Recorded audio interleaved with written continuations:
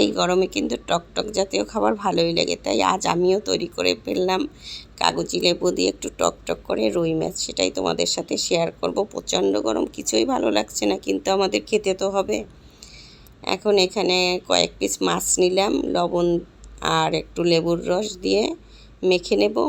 যে এক পিস লেবুর রস নিয়ে নিলাম, আর এই যে লেবুর যে খোসাটা আছে সেটা একটু গ্রেট করে নিলাম।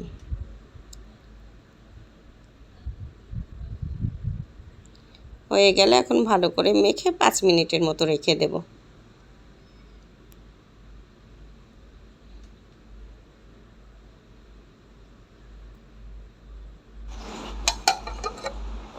ঢেকে রেখে দিলাম। আর এখন পেস্টটা তৈরি করে নেব।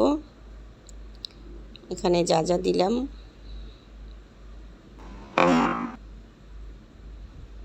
আর একটা পেস্টও তৈরি করে নিচ্ছি।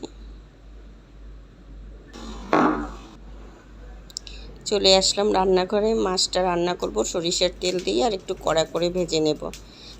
চুলায় প্যানটা দিয়ে তেলটা দিয়ে দিলাম গরম হওয়ার জন্য। গরম হয়ে গেছে, এখন মাছটা ভেজে নেব।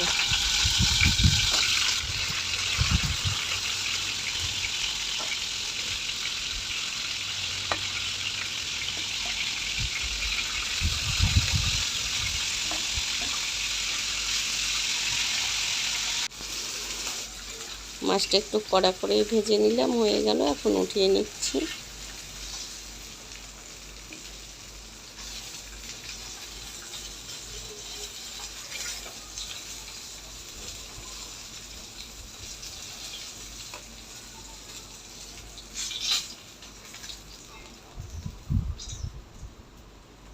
হয়ে গেল। এখন চুলায় একটা কড়াই বসিয়ে দিয়ে ওই যে মাছ ভাজা তেলগুলোর ওপর দিয়ে দিলাম 2টো শুকনো লঙ্কা, একটা তেজপাতা, আর একটা এলাচ, আর একটু দারুচিনি। এই যে এখন এটা একটু ভালো করে ভেজে নেব। আর একটু সরিষার তেল দিতে হবে, একটু তেলের পরিমাণটা একটু বেশিই দিতে হবে। এই যে আর একটু তেলও দিয়ে দিলাম।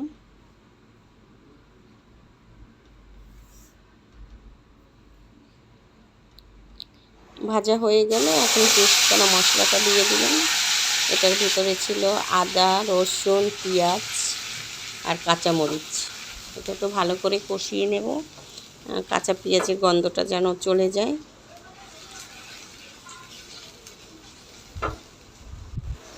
আর এখন দিয়ে দিলাম আরেকটা পেস্ট যেটা করেছিলাম, দই ছিল, টক দই, আর ছিল কাজু, আর হলো পোস্তদানা। আর এখন দিয়ে দিলাম একটু লবণ আর ধনিয়ার গুঁড়ো, আর দেবো সামান্য জিরে বাটা। এটা দিয়ে ভালো করে কষিয়ে নেব, মানে তেলটা উপরে ওঠা পর্যন্ত অপেক্ষা করতে হবে। আর একটু দিয়ে দিলাম সামান্য চিনি, যেহেতু টক দিলাম তো একটু টক হবে, মিষ্টি হবে, ঝাল হবে, খেতে ভালো লাগবে, মানে মুখের রুচিটা চলে আসবে। ভালো করে কষিয়ে নিচ্ছি।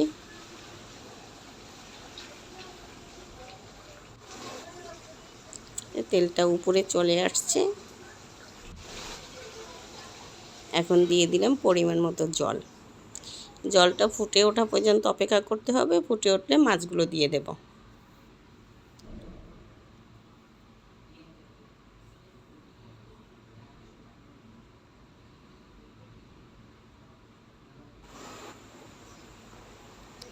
এখন মাছগুলো দিয়ে দিচ্ছি, যেহেতু ঝোলটা ফুটে উঠেছে।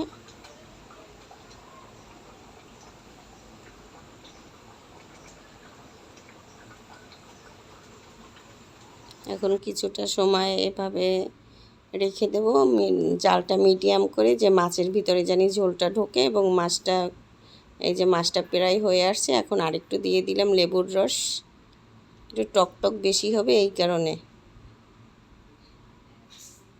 আর দিয়ে দিলাম একটু সরিষার তেল, মানে মাছটা একেবারে মাখো মাখো হবে, বেশি ঝোল হবে না, তাহলে ভালো লাগবে না।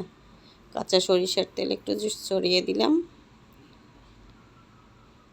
আর এখন দিয়ে দিলাম একটু ধনিয়া পাতা।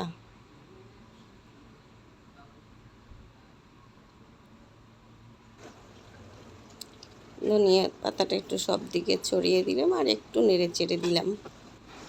আর এখন দিয়ে দেব কয়েকটা, একটু ঢেকে দিলাম। এরপরে ঢাকনাটা তুলে দিয়ে দিলাম কয়েকটা কাঁচামরিচ। সামান্য একটু ছিঁড়ে দিলাম যে একটু ফ্লেভারটা আসার জন্য। আবার একটু ঢেকে রাখবো, মানে যতক্ষণ পর্যন্ত খাবো না ততক্ষণ পর্যন্ত ঢেকে রাখবো, আর চুলার জালটা বন্ধ করে দিলাম। হয়ে গেল, 5 মিনিটের মতো রেখে দিয়েছি। এই যে এখন বেড়ে নিচ্ছি, দেখো তো কত সুন্দর হয়েছে।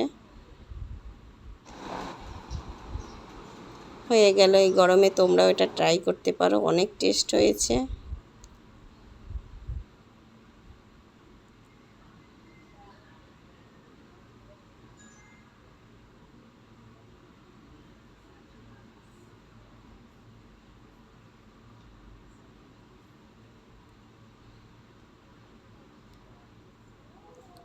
এখন খেয়ে নিচ্ছি। এখানে ভাত নিলাম, সাথে 1 পিস লেবু, একটু শসা আর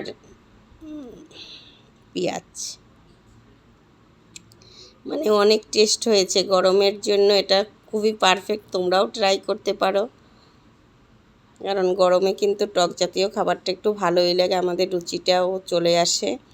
তা আমার এই রেসিপিটা তোমাদের কাছে কেমন লাগলো অবশ্যই একটু কমেন্টস করে জানাবে। আর দেখো মাছের ভিতরটাও কত সুন্দর হয়েছে, একটু কড়া করে ভাজায় ভালো লেগেছে।